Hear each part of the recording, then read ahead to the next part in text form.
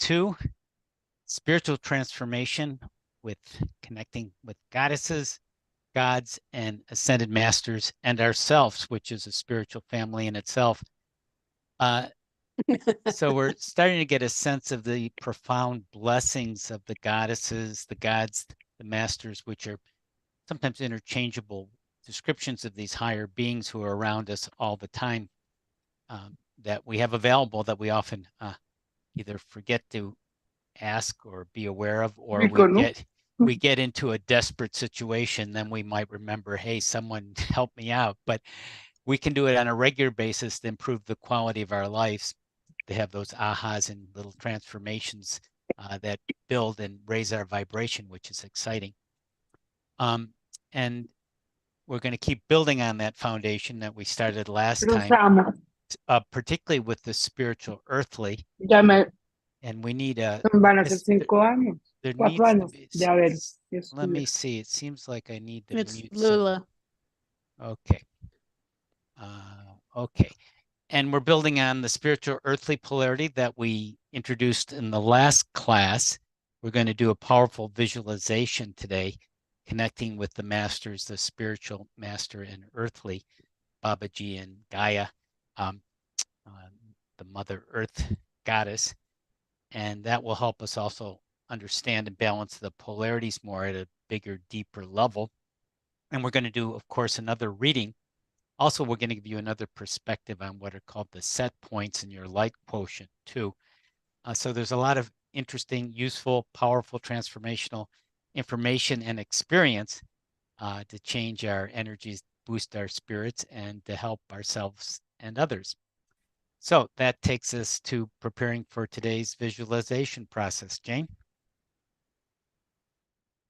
Yeah, we're going into the way that we communicate with the masters in this class when we're talking about the polarities, is we, which we'll be doing a few times in this course, is that we have, well, in this case, we'll have a master for the spiritual and a master for the earthly, and we're going to do a beautiful visualization together, connecting with them.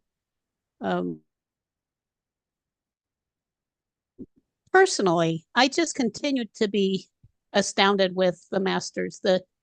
It just feels so deep and so nurturing. We also, in the lab that we did last week, we had some really good examples, I think, with people connecting with the masters and doing readings. We did a collective reading, and then in the groups. And I'm just curious if anyone who was there would like to comment on what you've felt so far connecting with the masters, or anyone, just whether you were at the lab or not. If you've had special connections, anybody want to share?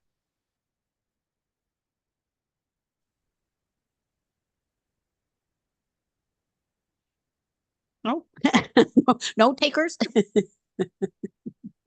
Well, I'll share as an Bonita. outside perspective, because I didn't have a reading that day in class. But from what Monique had a reading I was in a threesome and with Margaret, and it's like, I know that those masters seem to have a big impact for the whole reading. And so I've not played it a lot for myself yet, but I think it'll be very interesting to see who comes up. What do I need to? Right. Yeah. And where all this goes. And that's part of. Yeah. Jane, there was a freeze there. For your comment.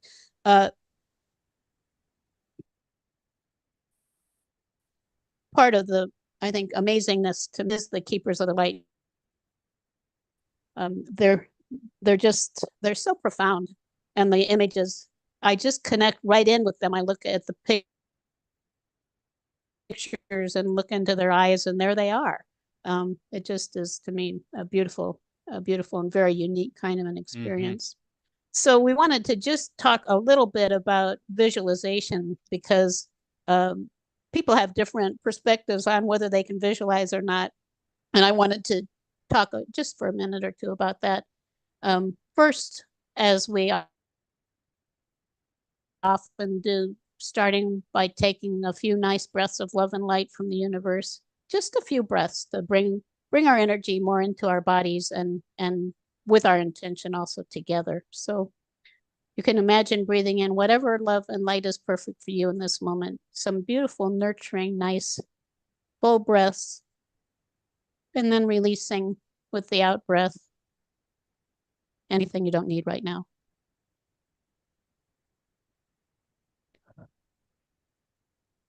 And knowing that in any moment you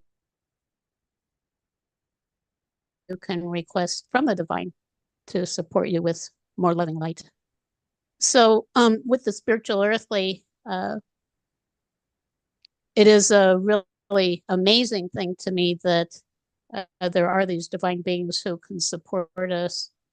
Philip is going to start you out by taking you to that perfect place. He'll probably do an abbreviated version, so we'll go into that place of meeting with our souls. Maybe just the mountaintop, whatever Philip wants to do. By the way, we did introduce the perfect place on the overview webinar. I have a screenshot, so there's a handout which I might repeat in the class today, but this is where you find a description of previous experience in case you didn't have that. Right.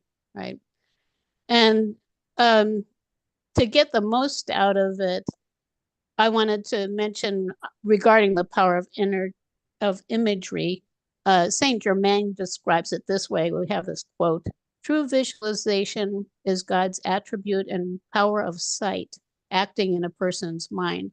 And of course, this is in the middle of the quote. We're talking about what you see, what you feel, and maybe what you hear too. So when one consciously creates a mental picture of a desire we want to be fulfilled, we're using one of the most powerful means of bringing it into our visible, tangible experience. You know, there's that idea, what you see is what you get, or a picture is worth 1,000 words. And I also think it's true to say that the soul speaks most fully through the power of imagery. So it's very important. And at the same time, I know some people don't believe they can see images or experience images. And we've found this little trick that we use with clients and teaching here we are teaching. And so if for yourself and for clients, this is a really wonderful thing.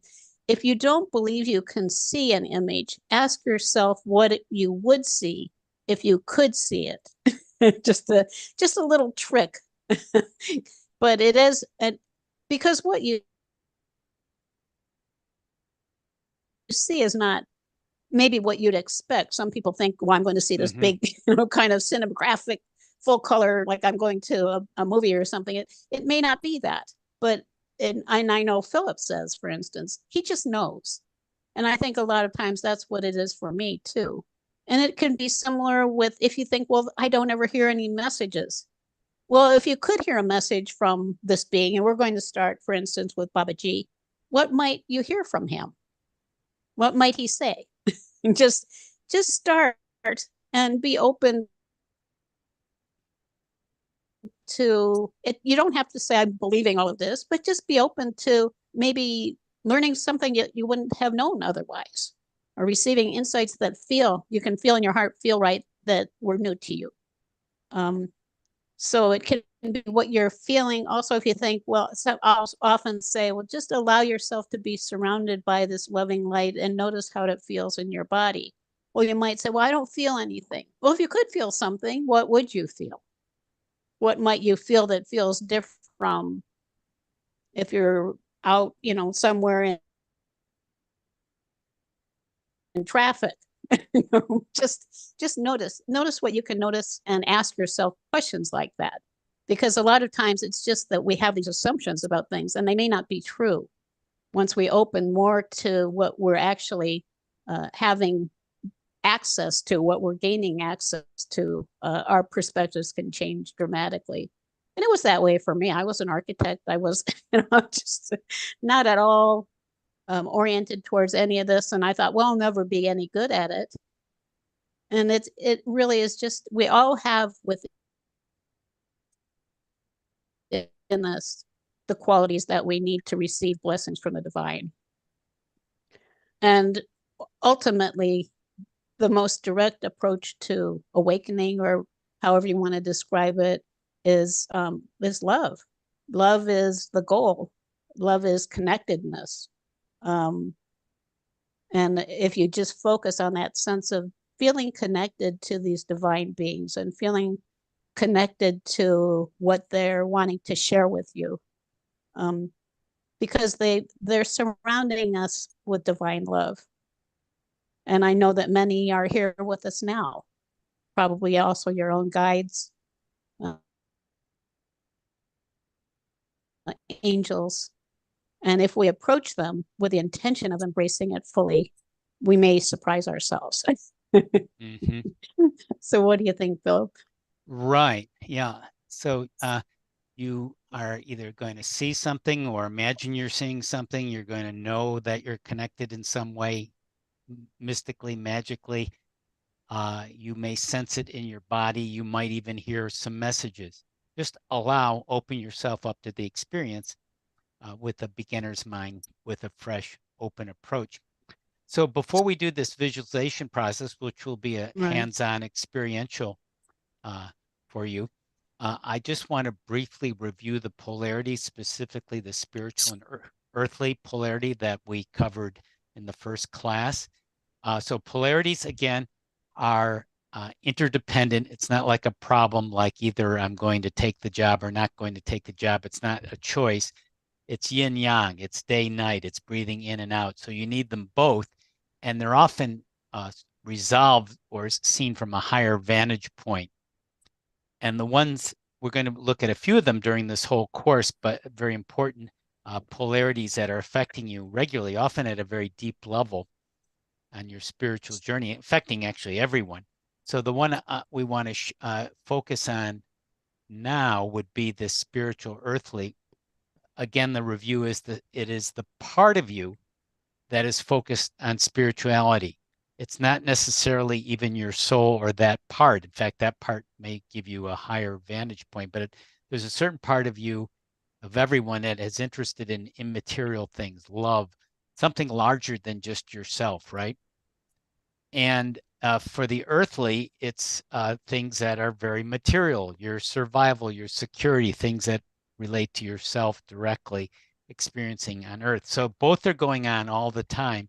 The idea is to have a balance. Certain situations will emphasize one over the other, and just who you are as an individual will orient you as well. Now, the shadow sides of this is if you're, quote, too spiritual, too imbalanced on that side, you might be quite naive, quite gullible, too spacey, just spending too much time outside your body.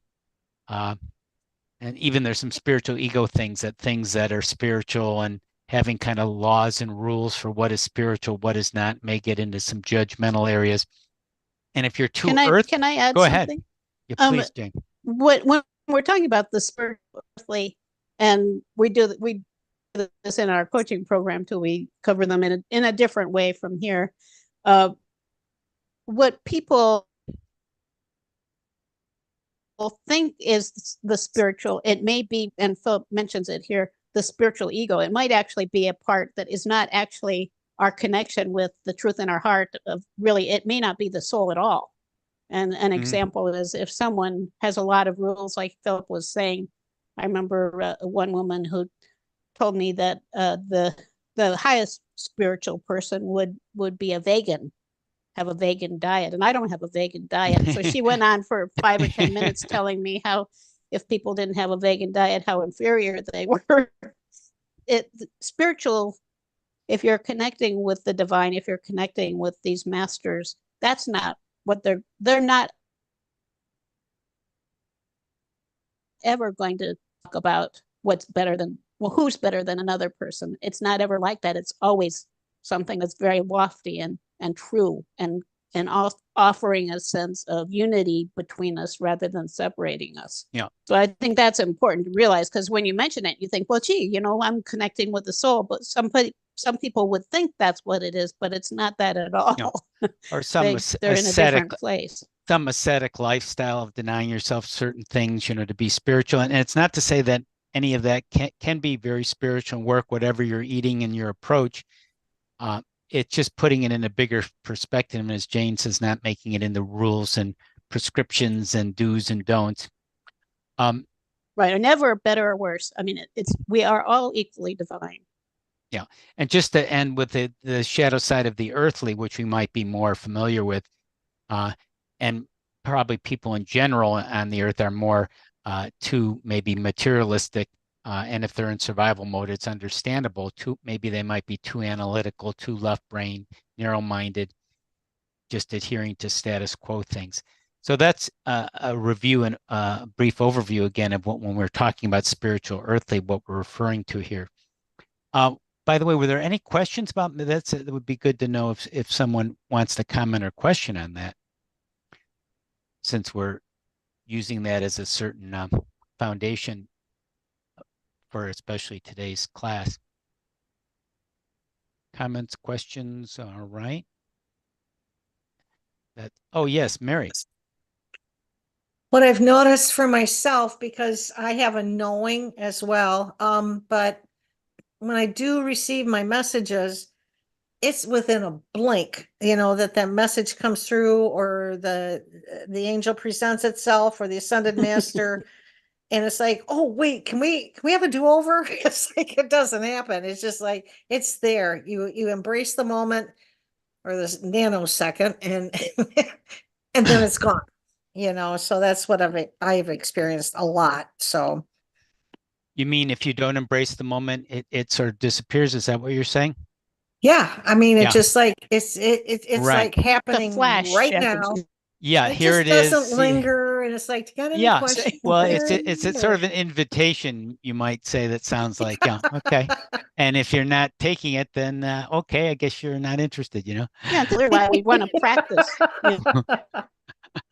Okay. Yeah, Okay. that's all. Good point. Thanks for sharing, Mary.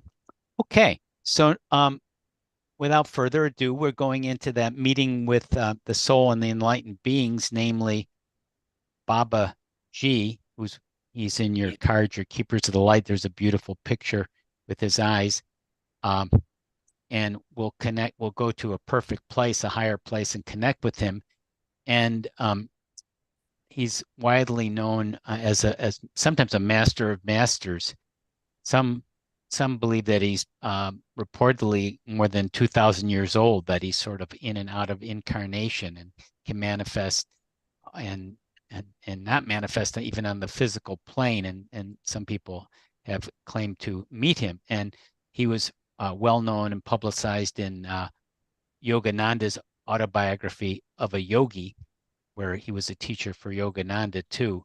And the word Mahavatar, which is what precedes the Babaji name, means the great avatar. And he's sometimes means the revered father. And he has a high, pure consciousness, and he's going to help us. His gifts is increase our own awareness today and in general, connecting with God or Source, embodying sometimes what's called Christ consciousness, called Buddha nature from that point of view. We're talking about divine love here, and attaining the highest levels of enlightenment. So we thought was a wonderful being to use today to connect with the spiritual, for that spiritual element, and understand that from a higher perspective. And then we'll go into Mother Gaia. Jane will bring the Gaia goddess in for the earthly balance. Okay, so with that said, let's begin to relax, and we'll go into this visualization. If you can close your eyes, that's a good idea if possible. And just allow your body to become more and more relaxed. And as your body relaxes even more, you let go of anything you no longer need. Anything you picked up along the way today, just let that release and claim your own energy back into yourself, into your body, breathing in pure, clear breaths, feeling more and more grounded, more and more at one with yourself, just letting go and feeling even more relaxed. And as you relax more, that's a sign that you can ascend up, going to a higher place, sensing, feeling, knowing that you are ascending up, and you may go up to a mystical mountaintop. And from there, you can, from that higher vantage place, go to your perfect place, which may be that mystical mountain, or maybe another place that you suddenly go to, where you're connecting with your soul. And it's a wonderful place to meet with Babaji there too. This beautiful place, which you may sense or see him. And just the beautiful energy of Babaji. You're just hanging out in your perfect place, knowing that Babaji is there to support you, uplift you, share all his beautiful consciousness and love, surrounding and immersing yourself in that beautiful, perfect place with him and your soul supporting you in the perfect way for you. Bringing you into perfect balance in the spiritual realm. And we'll see if we can receive a message from Babaji. I'll share a message for us, and you may get further messages now or later from him. I am here for you and everyone. The magic word is love. Open up, open sesame, and your heart opens up with pure love, which is at the core of your heart, as it clears all the clouds and debris that has covered it and that you have collected over time. As you restore the pure love in your heart, that energizes you and goes out into the whole universe. It's a beating, it's a pulsing like your physical heart. And that energetic, spiritual, divine heart also beats and is another kind of pulse of the universe that you can sync with now. And this is a beautiful energy that helps you understand things at a deeper level that at times don't make any sense. And from syncing with that divine heart, that beat of the universe, you can find everything you need to know now and let anything you don't need to go away, release in this moment. Breathing that in. I and we in the universe love you very much and appreciate all the efforts you have done and are doing now to express and live divine love. Thank you.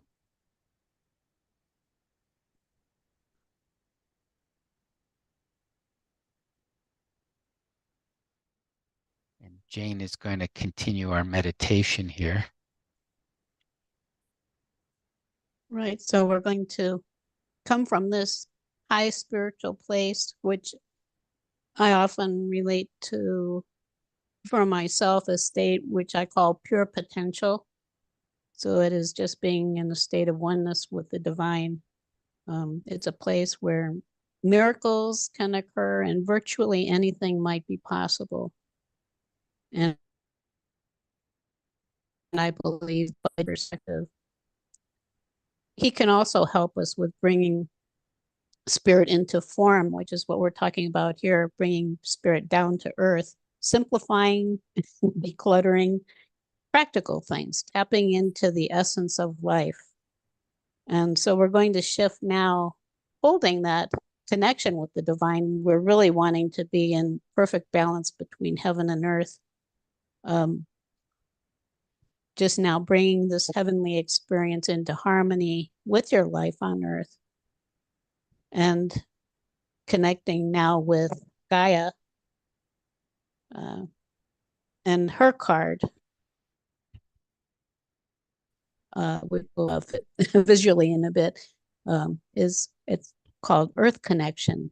Be mindful of the planet, come back to Earth, stay grounded, and so much about grounding. She's also a divine being, you could say, considered to be a goddess, who supports us in every living thing, us and every living thing, an element on our planet with love and encouragement. as I mentioned, she supports us in being grounded and connect with the many on the earth.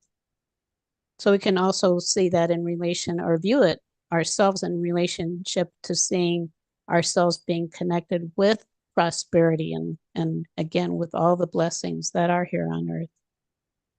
She's also a spiritual force that moves through everything. She calls on us to protect the earth and contribute to the healing and betterment of our lives here. So just connecting, feeling yourself surrounded with her love, with her vibration, feeling what that might feel like if you can't feel it or you think you can't. Just surrounding yourself with it. You might see an image of her. You might receive messages from her. Her gifts include loving us as inhabitants of the planet, again, helping us to be more grounded and releasing negative energies we're carrying into the earth to be transmuted back to love and light. So you can, if you want to release, you can just hang out wanting to carry now to just allow it to melt down into the earth where it can be transmuted into love and light. The earth supports us in that. She also supports us in opening our awareness to the natural forces of the four elements, which we'll be talking about a lot in this course as well: air, fire, earth, and water. And in overseeing a multitude of elemental beings who support the life force of. So with her vibration, you might also sense that connectedness with the earth, with all of the beings who are in the elemental kingdom, who are supporting us in the creation of everything that is here. So just feel that connectedness with the earth around you, with the earth, with the air, the water, the fire which is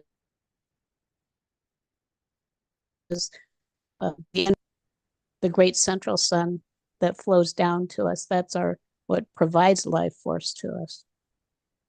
And all of it comes together here with Gaia.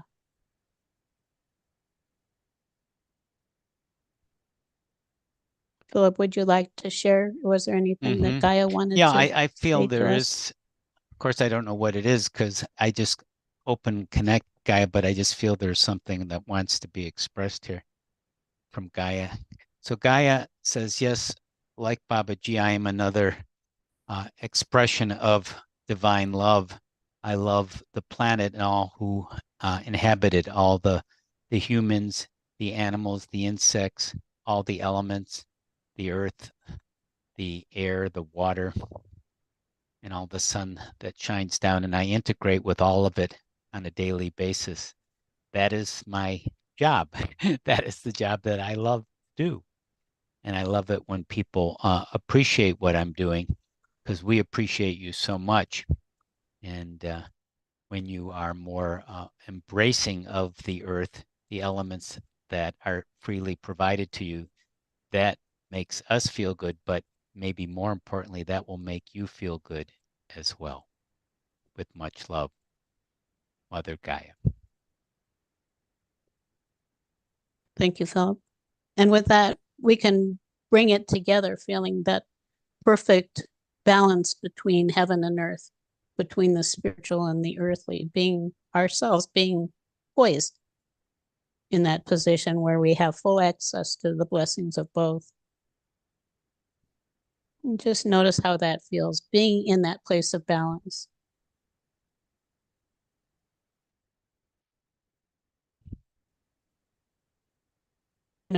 Sometimes I imagine that light coming down from source, flowing down through me into the earth, grounding it all the way to the center of the earth, and then allowing it to rise back up through my body, all the way up to source. And you can allow that flow to go in both directions and just feeling yourself in that perfect place and how supported we are in these. Just breathing in that beautiful divine love from both, from heaven and earth.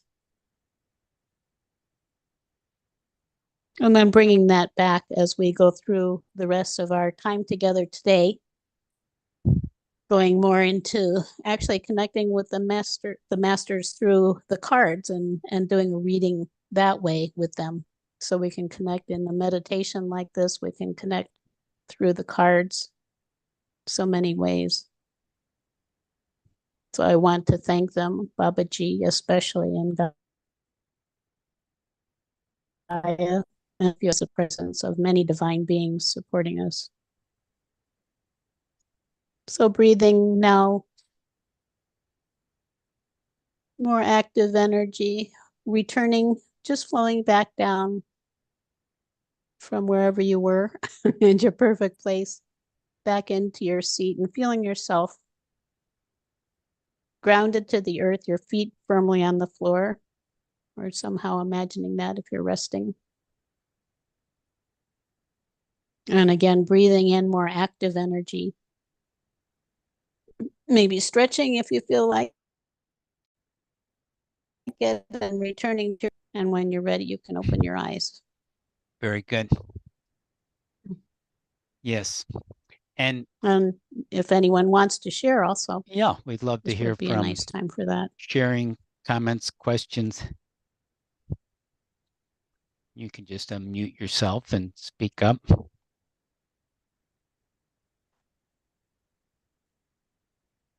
I know you're probably processing things, so it's take a moment to come back before So just to wake up. yeah, just to Oh. say, because it was at least for me, it was a pretty deep experience. Mm-hmm. Yeah, it felt beautiful to me. Transported. Mm-hmm. Mm-hmm. So any share or comment, question? It was a very deep experience for me also. I got really floaty, like Mhm. out of body sort of Right. feelings. And yeah, it was really very, very peaceful and soothing. I felt I had this sense that I was being hugged. Mm-hmm. Very nice. Mm-hmm. Yeah, they both have that kind of energy. They're very, just very loving. Thanks, Margaret. So Yeah. we are going to have a reading, the reading of for this class, and Jane's going to describe the reading, and then I'll do a demo. I'll do someone will volunteer to have a intimate discussion with a master Babaji or another one we could select, Mother Gaia. Right. Yeah. Yeah. So we're going to be doing something that is building on actually what we did last week in the lab. So, and if you missed it, I would recommend visiting it.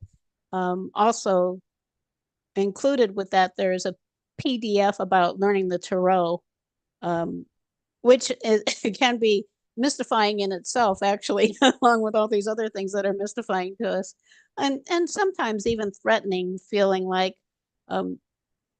you have to know a lot of things to be able to benefit from the Tarot, which actually isn't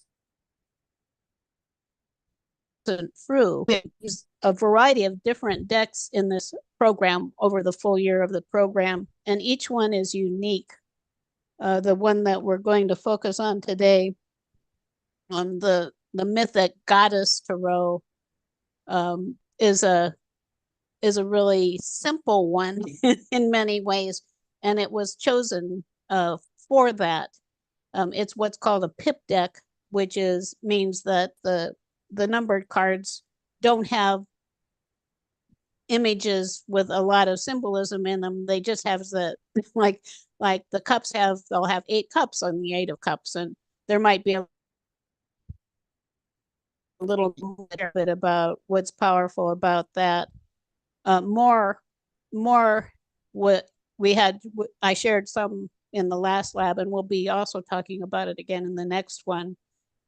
how this is a benefit to you being able to, with this deck, actually work with the 4 elements. It really very clearly identifies the elements that you're working with, and with the numbers. So without knowing a lot about the tarot, if you just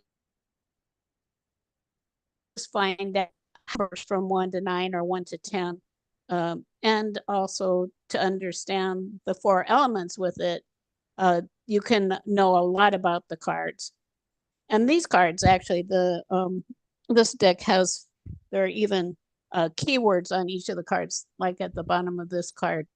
So if you don't know anything, you can just start with the keyword.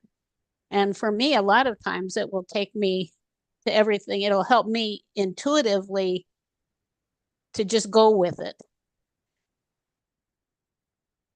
I would say also, though, Robert, and that's another thing we talked about, discernment last week in the lab, that you do need to be discerning with all of this and feel what feels right, because you're looking for those aha moments when you're reading cards.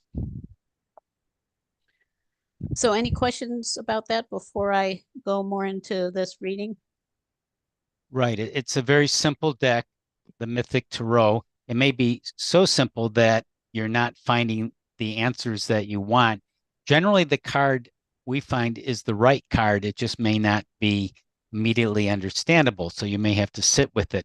If you're not getting the interpretation, if it's not clicking, you can go to that other deck for the course, which is much more detailed, called the Star Tarot, just as another alternative down the road here. But you're just looking I'll for talk about that later. You're just looking for a feeling, an aha, a word or a phrase. It all might make sense. A word might make sense, or you might just look at it and forget about the interpretation. You're just getting a message, a sensing and knowing from it. Right. Yeah. I think that's one thing I know at times people with Oracle decks mention, well, gee, the ones I get the most from often are the ones that just have one woman. It's kind of like that you can just pick up from what's on the card and go with it. Another thing, and I think I mentioned this before, Benita said she got this book. There's this book, Guided Tarot, which if you get it on Amazon, I think it's $13.95 or something. And if you pay an extra $1, it comes with a deck of the Rider-Waite cards. And the descriptions are really valuable in there. I'll probably talk about that more in the lab too. So as Philip suggested, sometimes I'll use it with this with this book if I want to be.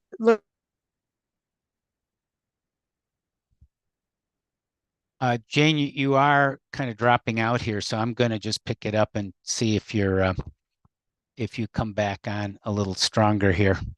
And the Rider-Waite deck is sort of the traditional tarot deck, by the way, for people who are not aware of that. And there's a lot of resources about what that is. So hopefully, Jane, you can, Jane, you still are frozen, so you may have to even go out and come back in possibly. So we're going to do the 5 cards, the 5-card reading with a volunteer, and I just want to show you what the reading is going to be, and it's in your reading guide for this course, which you find in the resource section, and it's the chapter 2, Communicating with the Masters. And hopefully everyone can see this now. And the reading is, you're picking a master, which, as I said, we could use Babaji or Gaia, depending on the volunteer, what they want to, what master they want to connect with. And again, this is just to balance your spiritual and earthly, to get insights how this master can help you. And the 5 cards chosen from the Mythic Goddess Tarot are going to have this focus for each card for how this master can help you. And even though we'll be doing an individual reading, I think I think it's going to extend collectively to all of us, at least to some degree, maybe to quite a bit of degree. So the first card is, how can you help me? How can the master help me? Second card is immediate benefits of our relationship. The third one is where I might be challenged by you. The fourth card is long-term benefits of our relationship and a message for this moment. And just as a reminder, and I might need to set up my camera because Jane was going to do that, do a quick setup if I can get it to look right for these cards. Are you sharing something on your screen? Because we are seeing your like desktop, but we are not seeing any document or anything. Oh, you're seeing my desktop? Oh, yeah. let me see what happened there. Let me get everyone. Yeah, thank you for.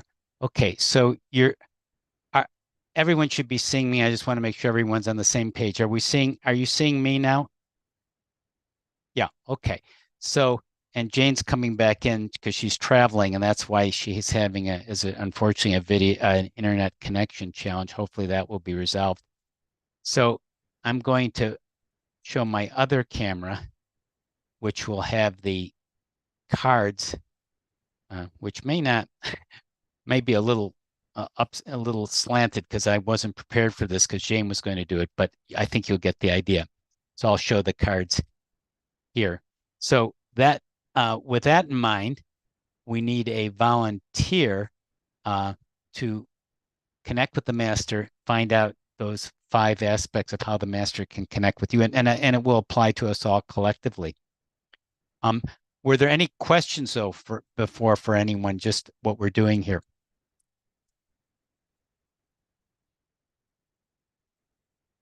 Okay. So the volunteer to connect with the master of your choosing is Hope. Hey, good to connect with you, Hope. You can unmute yourself. And Hope, what did you want to work with Babaji or Gaia, Mother Earth, or would you like to pick another card? Or I'll pick a card. I think Babaji. Babaji, that's always good. Yeah, Babaji is pretty powerful. So everyone can see Babaji there. And okay. And so that means we're going to pick cards for each of the aspects. And I know it seems like a lot of cards at first, but just let it play out. And some of them, what it means is the reversal is the message for you. Now, if it seems a little confusing, it's actually the opposite of the card. So, I mean, if you get the Tower card that everything's crumbling down, you would say the Master Babaji could help you from preventing a total disruption or how to deal with the disruption of your life, for example, if you were going to get that. Okay. All right. So the first card, and you're seeing me shuffle the cards, is how you can help me. How you can help me. I'm just going to do it right from the top to make it easy. Philip, I'm back. You're back, and I don't know if I'm picking the cards since you're doing it. I don't know if you want me to still do that or to go with Babaji. Yeah, I can pick them if you want. Okay, I already got one but do you want to pick your camera? Well, we'd have to start over if yeah. We have maybe I'm just going to continue doing it since you were sort of going in and out. Yeah. So the 3 of Pentacles, again, these it'd be good if I could do it. Well, okay, well go ahead if you why don't you go ahead then? Okay, so I'm going to switch to my other camera. Because I have it. Yes, Jane has it. This is the way we planned it before Jane had the internet. And I just got disconnected somehow. What happens traveling sometimes. So we have. Did you? Yeah, I explained the 5. Explain what the 5 cards and relating to Babaji. Okay, so I'm just going to. Okay, so what I'm going to do is just draw 5 cards think I'll just put them face up just to, sometimes I put them face down in time, but face up will just be faster. So immediate benefits, we have, oops. Number I one is have how them you can all help me. listed here. Yeah, yeah. This is Okay, interesting. okay. Oh, wait a minute. Number one is how Yeah, you can how help you can me. help. Yeah, I'm good. Let's see. Okay, how you can help. 5 of Wands, Mhm. conflict, which I view, and I'll talk about it more, as And the kind of colors the are inner telling. conflict. Often Yeah. it can be conflict with us, but inner conflict about what is real for you. Yeah, and that's Mhm. so these are the Wands. So the immediate benefit is Knight of Swords. So that is in action oriented, really about transformation of your thinking. Then the Mhm. next one, we have potential challenges. 2 of Cups, fulfillment, which is also about unity. The next one, long-term benefits. 10 of Wands, which is releasing burdens that are holding you down so that you can connect really with that fire element, with the light of source that is inviting you. And then the message for this moment, we have, interestingly, justice. And the message is justice. Mhm. Major arcana. Yeah. So with this deck, one of the things that I think is very pronounced is that there are different colors for each of the suits. And we don't have the pentacles here, but here's an example of one of the pentacles. They're green. Then you have the fiery color for the wands. You have the watercolor for the cups. And the swords are that kind of purplish color, which is an interesting color for the swords. But they do distinguish yourself, so you can look at a reading and start to see with this one missing what the emphasis is. So we have 2 wands. So, and it's starting here with the wands. Actually, that's where the starting point is. So we have, they can help, or he can help us with that spiritual fire. And what I was saying about the 5 of Wands, it says conflict. Sometimes we end up in a kind of inner turmoil that's related to not knowing or doubting our direction spiritually. And so that might be what it's about. It can be conflict with others related to your spiritual path too. Other people wanting to convince you that you need to be going in a certain direction. So there's this kind of battle going on. And the 5s are generally about conflicts that are taking you to a higher level.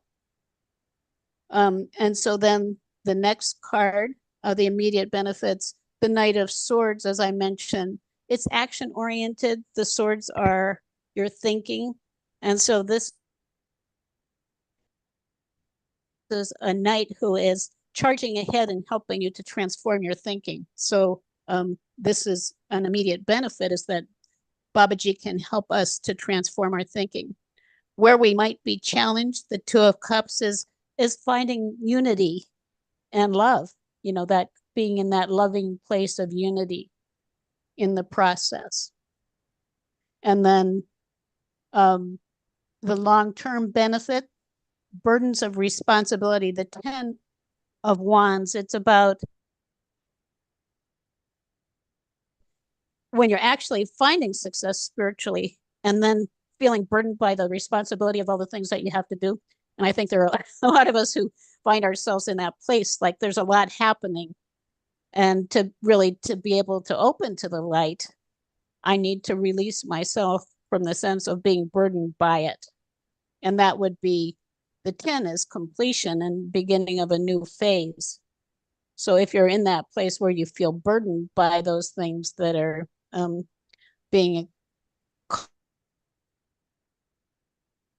called, or feeling like you're being called toward, that might refer to you also.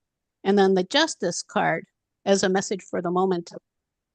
And I think it's true for all of us spiritually also, how important it is to do those things and take the positions that are fair. We want to be fair to ourselves, fair to others, fair to the process.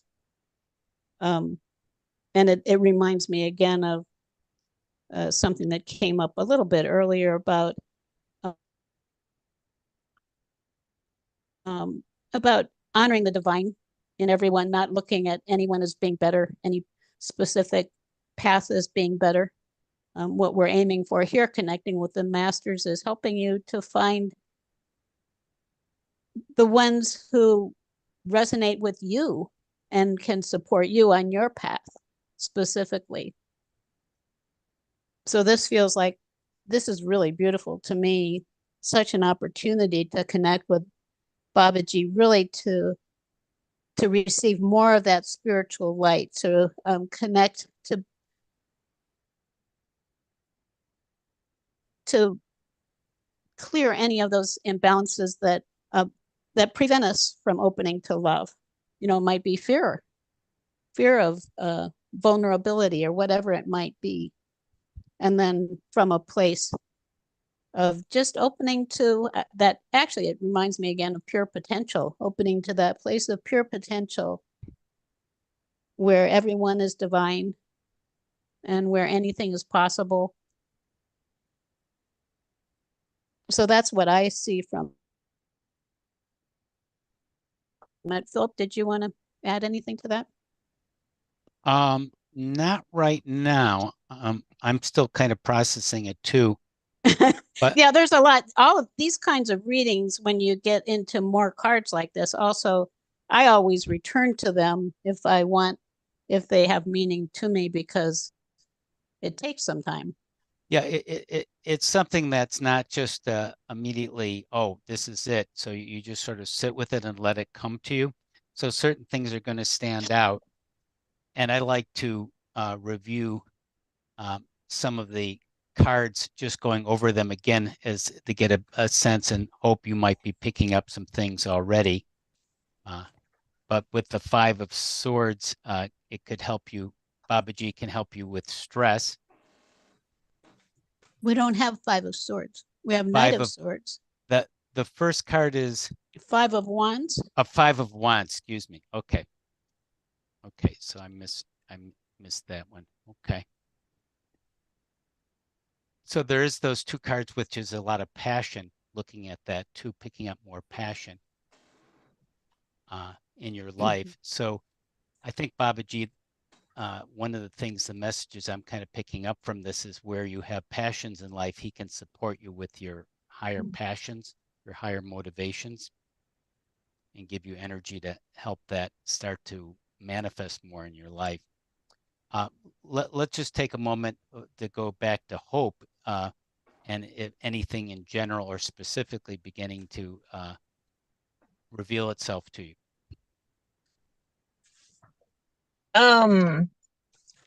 Yes, a Was that few message, or was things. that reading for hope? Yes. Yes. A few things. I mean, there's been inner conflict and external conflict. Just I think the part about transforming thinking, just I've had a lot coming up at me at once.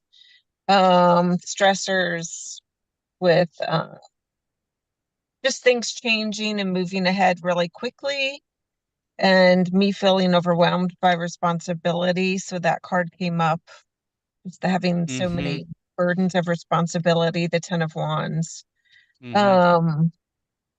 Just trying to make things better and make things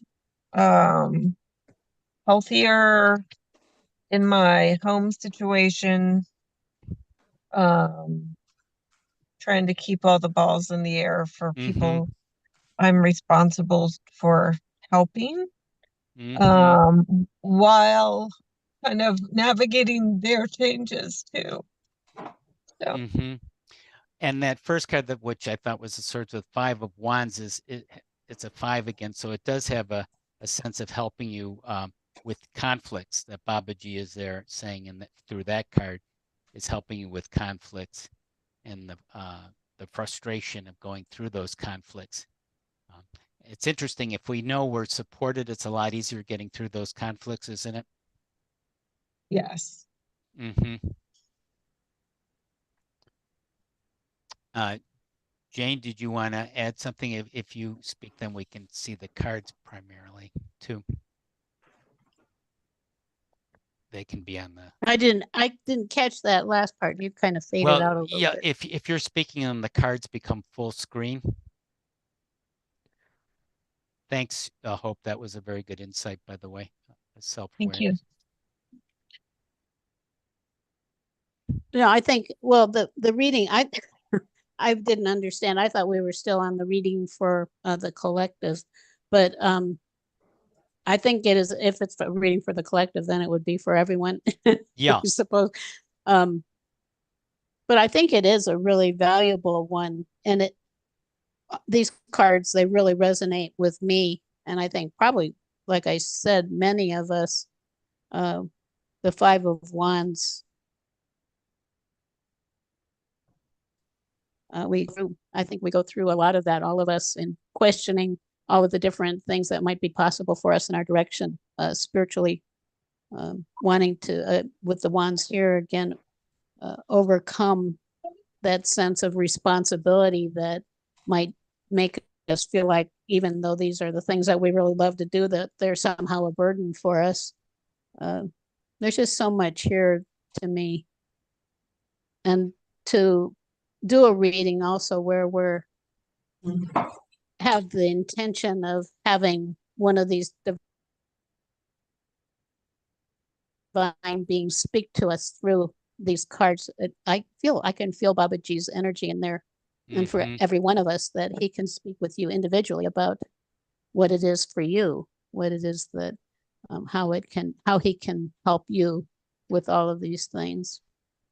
Okay, so I think I'm getting what's going on here. It's synchronously. So this is, even though we're going through hope, we're also doing it collectively. So these cards are for everyone, although we're kind of having hope have a specific reading. So some of you may be getting your own interpretations that are applying to you.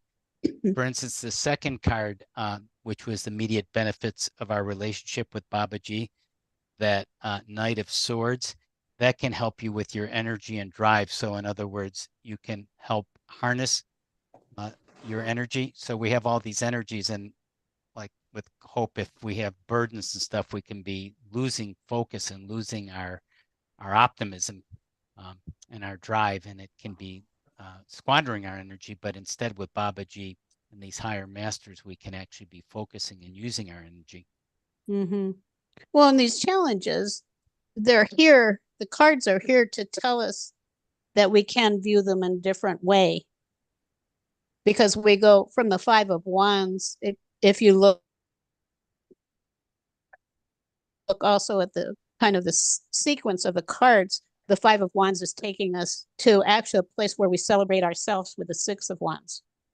So this is a time, if there are conflicts, that you can move more towards that celebration of yourself and allow the conflicts to resolve themselves without getting burdened by it also. And the same with the burdens, that we can have responsibilities and still allow ourselves to rise above them and be in that place again of pure potential, just be in that place of connectedness. Because a lot of it is illusion too. Mm-hmm. So it's telling us that we have within us, and with his support, we can resolve these things if any of them apply to you. Mm-hmm. And that middle card, which is the one where I might be challenged by you. This one, yeah, the cups. Yeah, the Two of Cups. So that's the challenging might be to think, well, gee whiz, could I connect with Babaji?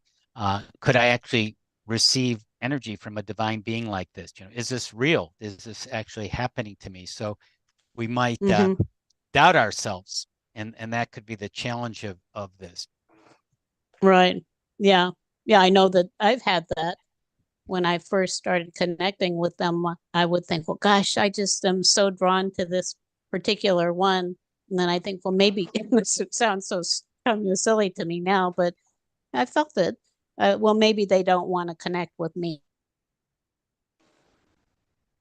You know, and I think it is, those things are reflections of us, not of them. And if we're feel drawn to one, there might be relationships from times in the past where you've actually been connected with them before, and that it is destiny that's bringing you back to them now. I've felt that and have made some amazingly, really beautiful, deep connections with some of the masters and angels. It's interesting for the 10 of Wands, which is the position of the long-term benefits of our relationship, Hope, you, me, and all of us with Baba G. The 10 sometimes are a little challenging because it's a completion, and it says actually in the Mythic Tarot deck that it's a burden of responsibility, which is synchronous for what Hope was sharing. Mm-hmm. And the idea is to get to that quote next level, and you don't sort of get there, you sort of allow it. You put your faith and trust in your own self and connecting with beings like this, and you allow it to transform rather than having to force things or worry about completing things or how you would quote get to that next level. How do you spiritually grow? So I'm kind of getting a sense that ultimately there's a trust involved in this. Mm-hmm. Right. And let's just bring it back to Hope for a moment, if anything else has been sparked thus far. And then I want to open it up to other people, because this is sort of a reading for everyone individually is what I'm getting at this point, although we Hope volunteered. Yeah, we have right. Combination. Yeah, it's a combo. Hope, anything else coming to mind? It's fine if it isn't, because I know this is sort of No, things you said were interesting. Well, I find it interesting. It's a male and a female figure in the, I know it's justice, but it's a female representation. And then the 2 cups in the middle, because a lot of this is a particular relationship conflict in addition to the other stressors. So, yeah, I do feel like my energy goes out in lots of different places, and I have difficulty maintaining my energy and getting enough sleep and getting everything done. So that resonated very heavily. And then just resolving the conflicts so you can celebrate self as well. Mm-hmm. And just allowing and trusting. I've been working on just the spiritual connection and just the different sources, hoping I get more finite messages. I have some clairsentience, but I would love if I heard things. It would just feel a little less lonely, because sometimes when you're alone with your thoughts, you're like, okay, yes, I'm here alone.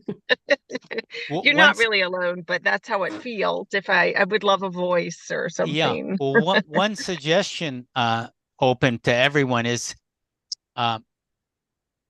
go with your lead modality. If you're sensing things, if that's your lead way of connecting, that can convert in the words. Because when I say those words, even channeling, I'm not hearing those words. That may sound like, how is he not hearing them? I'm going into the knowing, and in that knowing, the words come out. So the suggestion is, if you go into your sensing, or if you're visual, if you go into the picture, the words will follow. That's just another path to the same place. Yeah. Okay. Can I add something too? Yes, please do. What I started doing when we started doing the soul centering process, connecting with the truth in our hearts, and still do it, not so much, because actually we use I actually dictate into Microsoft Word, so I'm always just talking, and they'll just talk, and I'll just talk, and it'll go it'll be written down.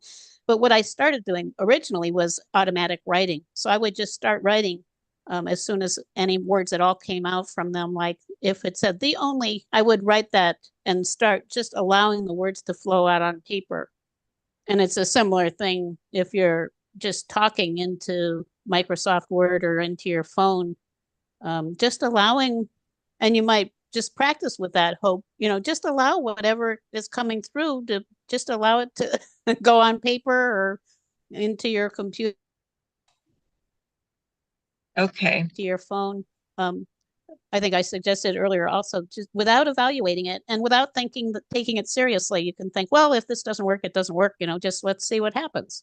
And you might be surprised. That's what happened to me as I started realizing, well, gosh, I'm getting different messages than I was getting from myself earlier today.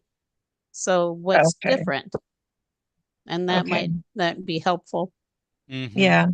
Thank you. Yeah, mhm. I like to write, and I don't know why I'm choosing hearing and thinking that's going to be the thing. I like to write, and I'm an art therapist, so I'm perfectly comfortable with the visual. I just feel like it would be overwhelming, and it would like make me a little vulnerable because I would react to it in front of other people if it was a visual. I feel like the clairaudience would just be more subtle Mhm. and safe. And maybe I should honor the other ones more. Maybe I shouldn't be afraid of them. And that would help me connect to them. Images are so powerful. Yeah. The images we see, we had the thing that we did earlier with the monsters, like the monster reframe, where you see your fear or burdens or whatever they are as monsters looming over you, and then bringing them down, to size in some way. That whole just shifting the image is a shift in reality that's very powerful. And then just the final card there, which was the Justice card. Sometimes that's the numbers are reversed. Sometimes that's the numbers, the Strength card in other decks. But Justice, with thinking about Baba G, is divine justice, balancing your karma. So just that's a good thing that you're on the right path. You're getting that deeper sense of justice of what's right for you in the moment, in the big picture of things. So it might be nice to open it up to everyone, what you were picking up personally or collectively from that reading. And at first I know it seems like a lot to take in, seeing all those cards. And that's why I didn't say anything at first. It takes me a few moments doing something like this to collect. I'm collecting my thoughts. I'm integrating, like things are coming to me. And it's not like, oh, it's one card. I got the one card. Well, there's many things in that pip deck with the colors and the suits. If you get familiar with them, that will give you a lot of information quickly. Comments or questions, things you picked up from that communicating with the masters, Baba G in this case, the 5-card reading with the mythic goddess Tarot. Bonita. So part of my thing on the emotional challenge this morning plays into this. So in my community, there is a business that wants to come in, and it has divided the community. Friendships have been broken. People are being nasty to each other, lawsuits. Oh, wow. And so for me, how you can help me, frustration. I'm very frustrated that people are not looking at love. They're not trying to come together in any way. They're just fighting, and the hatred and the vitriol and what it does to our kids and all of this stuff. So the immediate benefit was don't rush in unaware to me. The potential challenge was finding love and unity. Well, that's what I've asked for, a win-win situation. I actually wrote a letter to God on Facebook this morning about it because people are just awful. The long-term benefits for me would be emotional freedom. And the message is, for the moment, was look at the whole story when deciding what's true and fair. So that really did speak to me of, what was going on in my life just today. It's great. It's like an unfolding story or a puzzle putting this together. So you just have to sit with and see what makes sense, and it will just come to you if you don't try to force it. Mm-hmm. Yeah. Yeah, it's interesting. Also, I was noticing, and it does, your recognition of it evolves. Mm-hmm. It's interesting how many of these cards are dealing, like this is even the one that's a challenge, dealing with justice. It's all a lot about dealing with conflict. And of Mhm. course, with the swords, it's about your thinking, which is often, there's a lot of conflict there too. Mm-hmm. So Baba G, I think, is suggesting to us that he is here to support us in transcending our views on these things and to resolve conflicts from a very expansive place, soul expansion, as card said. I'd like to echo what Bonita just So said, actually, it which feels. I mean, I can get a lot from this too. oh yes, I'd like to echo what Bonita just said that I thought was very beautiful, and it's a good interpretation of that justice card, the final card, which was the message from Baba G for us, and she said finding love and unity among the conflict and the crises and the tensions, and Right. looking at the whole situation, taking a big picture look at it. That's a way to get justice, to find justice. Right. Yeah. Anything else that anyone wants to mention? And we're going to explore this in the lab, right, James? Yeah, we'll be going into this reading more, and just the idea of who's talking to you when you get a reading. It's interesting to think, well, you can decide, or you can draw a card to help you to decide. Mm-hmm. Yeah, because at first it seemed very puzzling, like I'm not sure what's being presented, but it just, if you sit with it and look at each card and how they relate, it does start to make sense. Mm-hmm. Yeah. Any other Yeah. shares or insights from this reading? A way to get balance the spiritual and earthly with Baba G's help in this case. I think you've said it David. all, but I think for Hope, because she said in particular that she felt alone. You know, that's our interior voice. That's not always our best friend. Mm-hmm. And I think that second card in particular is saying she's not alone. You know, Baba G is there to support her and to, you know, to keep that in mind. And yeah, in this definite, you know, approach to resolving conflict, to me, it ultimately means, you know, that you're going to be able to, you know, meet that challenge by being fair, by being reasonable. And the challenge would be to you know, take an aggressive stance, you know, in the Five of Wands, right? The tarot card is the five guys fighting with wands. Right. and rather than that, finding what is fair for yeah. That's a nice insight. Yeah. Yeah. There's a lot here, I think, to look Yeah. at. Lula, did you want to mention something, share something? Thanks, David.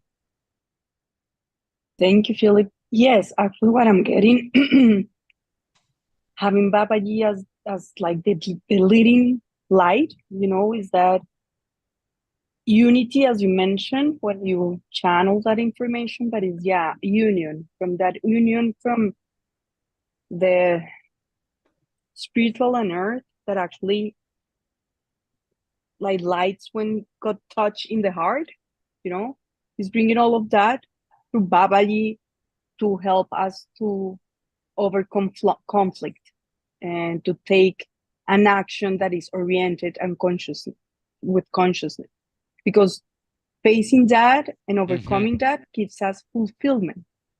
So it's part of the process, and bringing all that together through Baba Ji, you know, that is inviting us to put everything together in unity. But of course, we have some burdens of our responsibilities and it gets challenging. But if you go and see from justice point, or yeah, you can balance it and find more answers in the way. That's the information I'm getting. And I like that word fulfillment. If you take this approach, your conflicts will produce fulfillment, and you lead to fulfillment. Thanks. So, Jane, does that feel complete for that reading? Yeah, I thought it was a beautiful reading. And we have one other little segment for today's class, another perspective on the spiritual earthly, another way of describing it, and it also helps for self-realization. Let's see, get a little muting there. And it had a way it's described is called set points.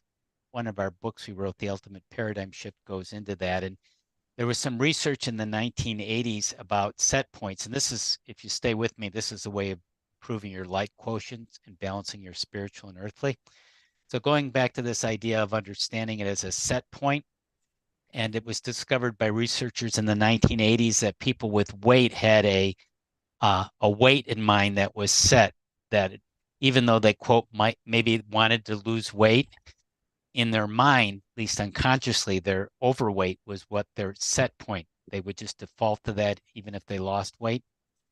And as people picked up with that idea, they would apply that set points like it's a boomerang, your automatic, where you feel comfortable, even if it's unhealthy or it's not, quote, desirable, you end up there. It applied to happiness. You're about as happy as you make up your mind to be. There's that phrase. So people might want to be happier, but they're used to being happy at a certain level, and even success at being successful at a certain level. And the idea is if you open this up to more spirituality, you can start to bring in more light into your being by doing the processes and the hands-on experiences in this course.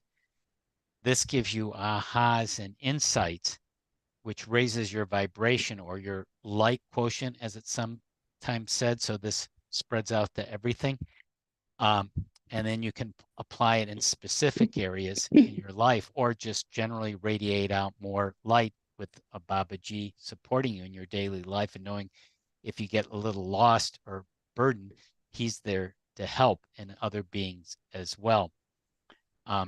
Jane, did you want to add to that? That was an introduction to this self-realization with set points. Yeah. And I think if you're looking at it in relation to light, you can also, I mean, love and light, they kind of go together. That you can really look at the whole spiritual journey from that perspective, that it is from a place where people have very little light. And there are obviously examples of that in our world, of people who are largely in darkness and don't have any way out. They don't know of any way out.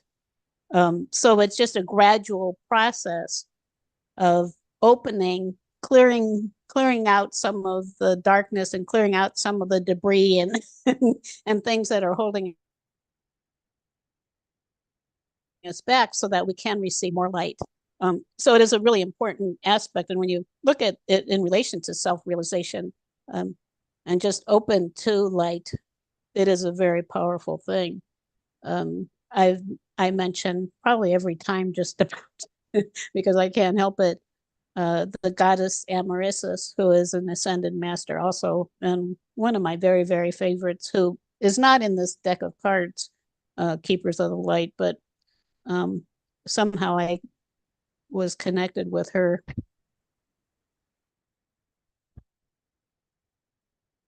And you can just ask her to bless you with light, just because and you can do it right now. Just ask, if you want, just close your eyes for a moment and ask Amaryssus to bless you with divine light, just pure, loving light.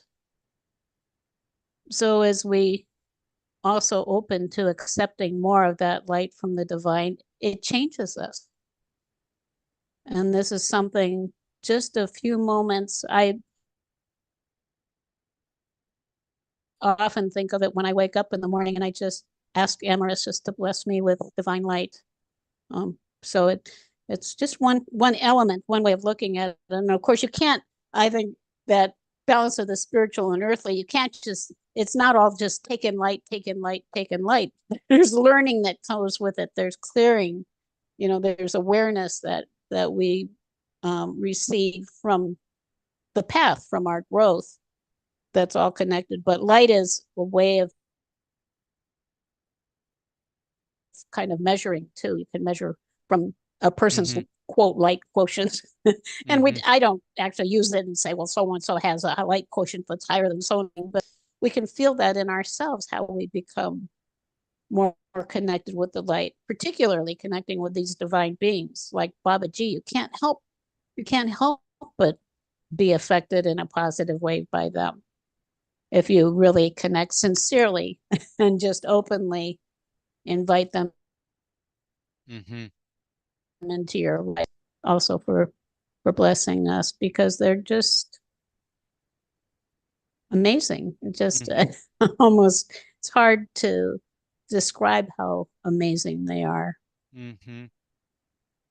Right. So there's the connections, which could be little ahas. Maybe you had some today in the class.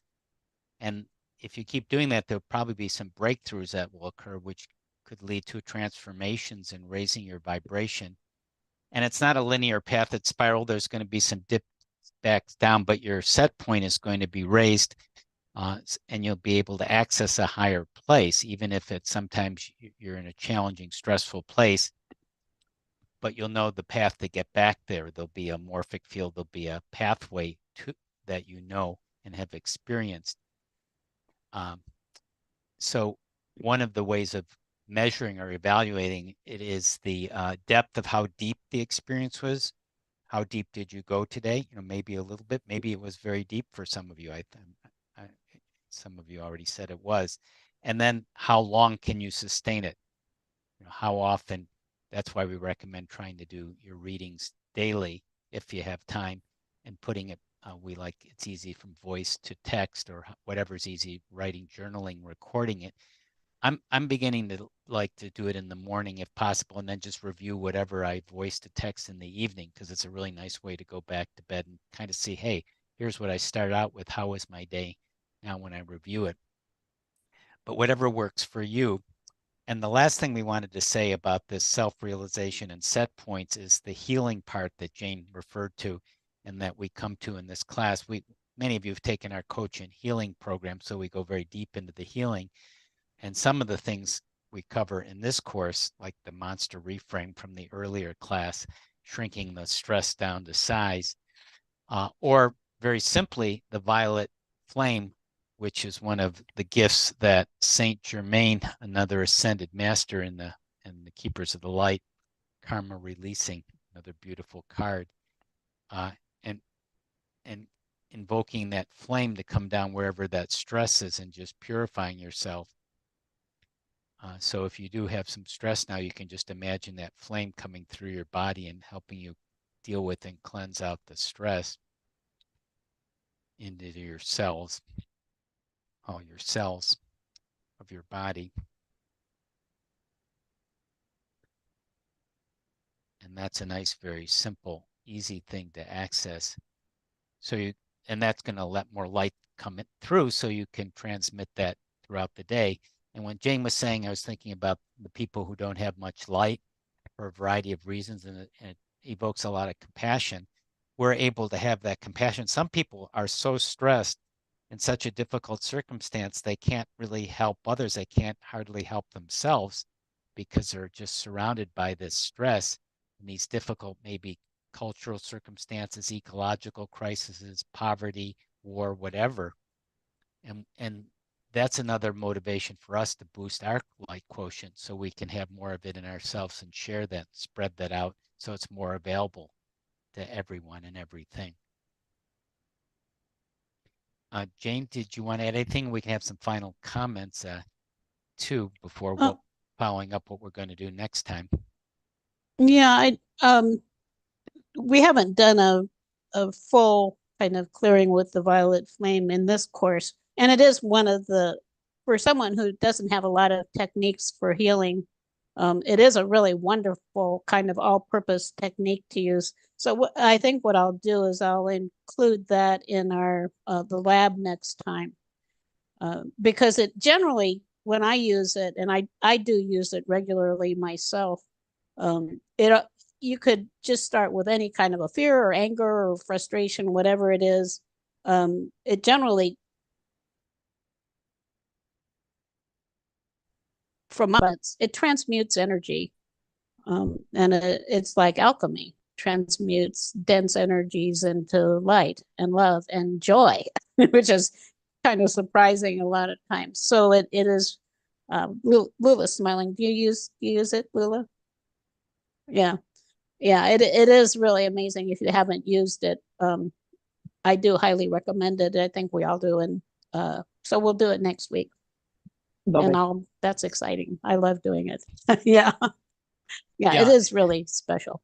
And I guess we may defer the family of light comments until next time because we're getting a little Yeah. late. Yeah, So we can do that. and well, some of the things we don't cover, we just will put into the next class. And then there's the lab, as Jane was saying, for the next week, which is a great opportunity to practice. And that you really integrate things deeply. You connect with others in the class. There was a class list that was sent out. And hopefully some of you have connected with people outside of class because it's a great opportunity. Were there any general comments or questions before we close today?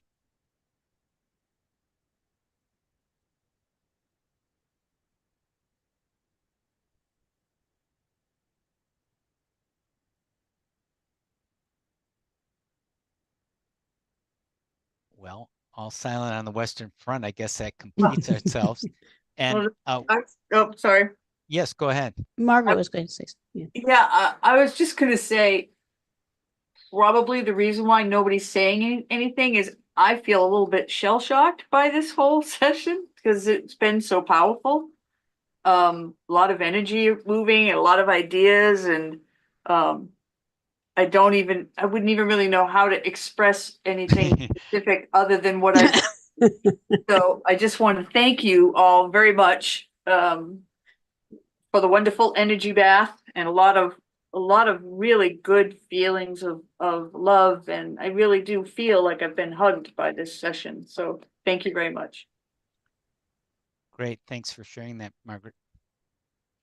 Well, I apologize. I how much that I don't know how much that confused things with me disappearing, but that's life, I guess.